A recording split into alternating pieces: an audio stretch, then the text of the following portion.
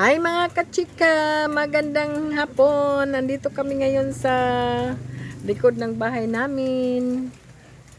Dito naglilitsyon sila Titim. Thank you so much sa mga tumutulong. Andon si Pia at saka si Ria. Nagluluto kami ng dinuguan. Baka may magtanong kung anong okasyon. Ano lang, dahil basta wala lang. Gampog lumat ano. Lagahusay nga naton litsyon silbuyagla. Waray na ito siguro nga maliki pa no. Kay ko naman may killer na.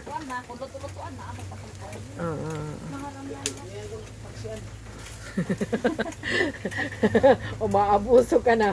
Yung atay kinuhaan mo. Ano? Konti lang. Konti lang. Tonekim lang. Pagkasabot ito ni GR nga, gin ko na nagsuba. Uri man ako ni mo, taga-ima. Waray nga suliban ko. Ikaw sila, kakao kasil. Binatay na yung anak ni Titim na panganay. Oh. Papusing-pusing lang siya doon sa puno ng mangga.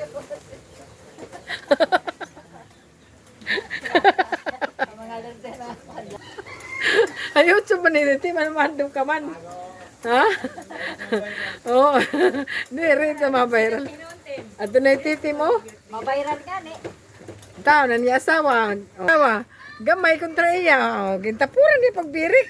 Yan ito, nagurayahay.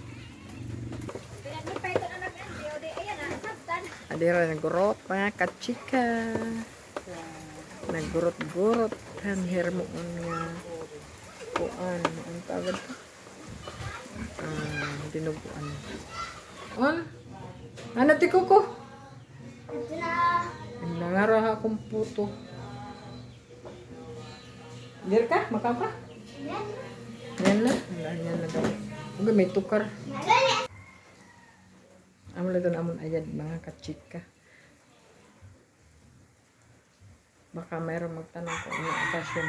Ano lang naman, nagditsyon kami para pagpasalamat or parang blowout sa anak ko ng nakapasa sa ano ba yun? Sa teacher's board. At saka yung anak kong panganay doon sa ibang bansa, siya naging regular. Yun, sinabay na namin yung yung paghanda ba? Basta yun lang, sinabay na namin yung handaan para sa kanilang dalawa yan na congratulations sa kanila, Shenley Jean and Edgardo Di Matawaran Jr.